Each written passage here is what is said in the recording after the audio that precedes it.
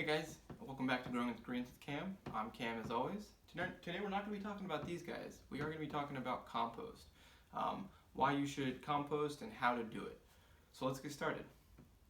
Composting has numerous benefits. One of the biggest one being turning that trash or turning that organic waste that you were going to send to the dump, turning that into something that you can use in your garden, in your flower bed, wherever you want. And it doesn't stop there. The cycle keeps going. Say you use potato peels and watermelon rinds, whatever it may be. You use your organic food waste to grow tomatoes, to grow potatoes, to grow carrots, whatever it may be.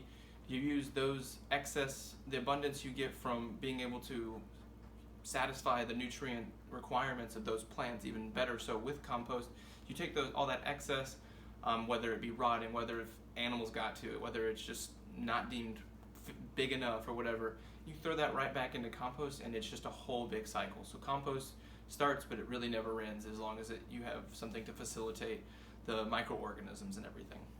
Because that's all composting is. It's just the controlled decomposition by microorganisms of organic materials. And I will say that fruits and vegetables and stuff of that sort, tree clippings, all that kind of stuff, all of those will decompose very, very well and will turn into good compost. When you try to compost things like dairy and meats, you will have a very sour aroma and it's very pungent. So if you're going to start doing this, I'd recommend starting with leafy greens, carrots, tomatoes, whatever kind of produce you're not using, even if it's got mold or whatever on it, you throw it in that compost pile and it's just going to do wonders for the compost. Again, I would try to stay away from meat and dairy just for until we figure out a better way to either contain the smell or to make it much faster reaction, something of that sort, just so that you don't have to go through that. Because when people typically complain about their neighbors or whatever having compost buckets, it's typically because the people don't know what they're supposed to actually be able to compost. Commercial composting facilities are the only ones that are supposed to be able to do dairy and meat products and that sort of thing, just because they're equipped to do it, as well as they have the room and the space to put off that smell and all that kind of stuff. Doing it in a neighborhood situation, you're going to have some upset neighbors. In order to create a sustainable environment for these microbes, all you're going to need is water and air. They need air for aerobic respiration, which is how they break down the food that they eat, or they break it down through aerobic respiration. They put off heat and carbon dioxide because they're just breaking down the carbon that's left in the organic material. The other thing they need is water to facilitate travel, to facilitate movement around the pile or whatever it is, the bin. So when you think about the commercial bins that you flip or whatever, you're flipping them every time you add something to it, or every other time, however often you do it, to incorporate more air into the mix, because then that helps facilitate even more microbial activity. If done properly, compost can be a very, very quick process. I mean, I'm not saying hours, but 2 to 3 weeks can get you what you need to be able to amend any kind of soil to make it more nutrient dense. Again, that's with proper care. So most of the time, in a kind of in a residential situation where you have your own compost bin, it's probably going to take a month to 3 months just to get some usable material that you can again amend your soil, flower beds, whatever with. In order to speed the process along, though, you're going to want to turn the compost every once in a while, every so often, and that thoroughly mixes all of the organic material, all the soil, all the mulch, leaves, whatever it is, your other organic materials, and it's also going to get those microbes really, really good and thoroughly mixed throughout your pile or your bin. So if you don't have a bin, or you don't have a place where you think you can do it, that's totally fine. The best way, I think, to start composting is to do it in a very, very simplistic, one step, one ingredient kind of way. So when I first started, I realized that the pH was way too high in the soil that I was trying to use to grow carrots, flowers, whatever I was trying to grow. So I just add my used coffee grounds to that. Make sure you don't wash them or anything like that. once you've roasted with them. But you add coffee grounds to flowers. Azaleas love them. I'm trying to think of some of their flowers. A lot of different flowers like coffee grounds. Carrots love them. Radishes love them. It seems like kind of a root vegetable amendment that they really enjoy. And say you do all that, and you get to the point where you start collecting your coffee grounds, and you start amending them into your soil that you know you're going to plant flowers or whatever with. Those things are going to just do better. So the best way I can say is to just kind of do some research, figure out what your plants need. I mean, all plants need some form of calcium, phosphorus, potassium, nitrogen. I know I'm missing a few, but those are the big ones that everyone always talks about. The best way to start using or composting as a tool for yourself is just figuring out what your plants need. What do tomato plants need? What do carrots need? What do cucumbers need? Whatever it is, most of them, it'll be a vast majority of these need nitrogen, phosphorus, potassium, and then you got magnesium, sulfur, and calcium all in there as well. Just figure out what your plant more than likely is deficient in, and then try to supplement. So if it needs calcium, crack up some eggshells and throw it on top. If you find that like I said previously, if you find that your soil is the pH is too high, lower it. Raise that acidity with some coffee beans or coffee grounds.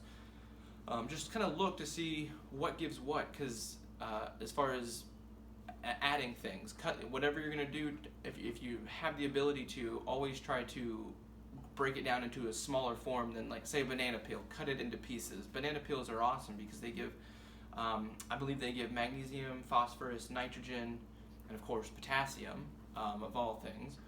So you just gotta think about it. Do your research. I'm not the one-stop shop kind of thing, so it's hard for me to go on and on and on about certain things. But I know what I've researched, and I know that it's super easy once you kind of know. Okay, calcium from eggshells. That makes sense.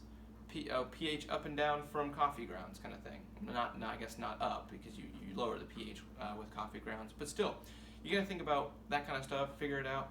Again, banana peels are one of the best things, like to add to any kind of soil mix. You get a new bag of soil. I used to just cut it little pieces of banana in there with it. By the time that I was ready to use it, they had been disintegrated. They had already just enriched that soil, so you're just good to go there. I would say that's the best way to start composting and start getting an idea of like what you're adding to the soil and what it's doing, why it's doing what it is doing. One of the biggest things that I figured out, and it kind of clicked with me with composting, is when you're composting, you're doing watermelon rinds, you're doing any kind of raw fruits and vegetables that are just kind of were either discarded or had blemishes, whatever reason people didn't eat them.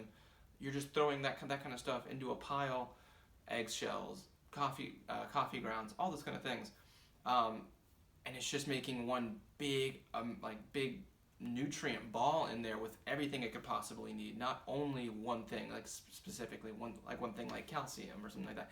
It's going to have all of those things because you're putting so many different types of fruits and vegetables, nuts, whatever it is. You're putting those in there, and you're making this just amazing concoction. Compost is such a great usable material that can bring life into any garden.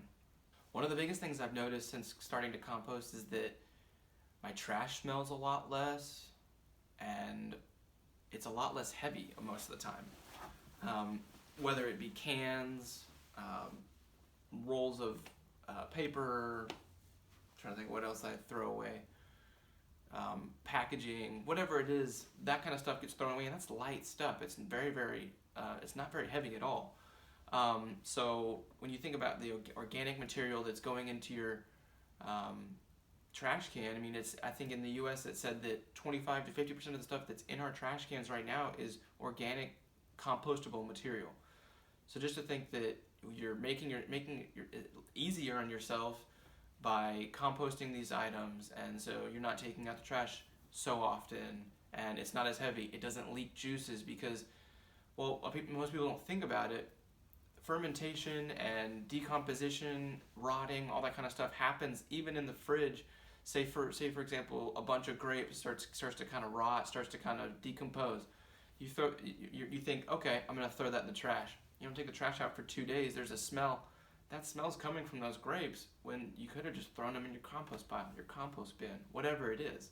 So the more I started composting, the more I started thinking about what I could compost and couldn't compost. Things just started to kind of click, and I feel like those that compost feel that, and those that will in the future, they'll understand it. They really will. So try your hand at composting. If you like it, let me know. Leave a comment down below.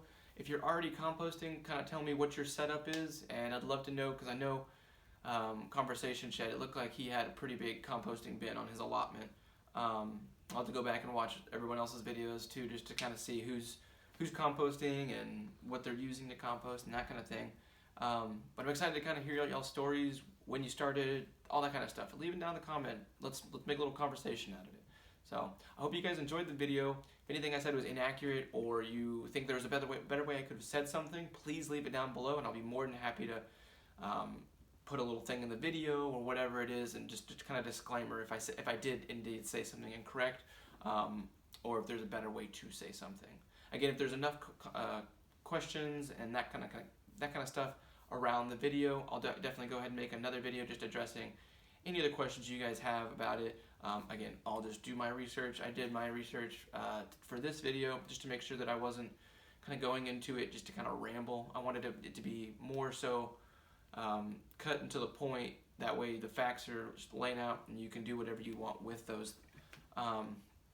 Just because I know that it would have been really easy to do a 20-minute video, just kind of me rambling about what I'm doing, why I'm doing it, and what the benefits are, and kind of that kind of stuff. But I'd rather it be a shorter video and everyone get kind of through it, watch it, and know what they can do within their own kind of confines, whether they're in an apartment, a house, maybe there's a community garden you can compost at, that kind of thing. I mean, I know that adds more work, but again, I just wanted to make a video that kind of educated and didn't bore. So if this video is something that you think was helpful or to you, or will be to someone else, since you may already know the information, leave a comment down below, leave a like, and don't forget to subscribe. Thank you guys so much for watching, and I'll see you guys next week.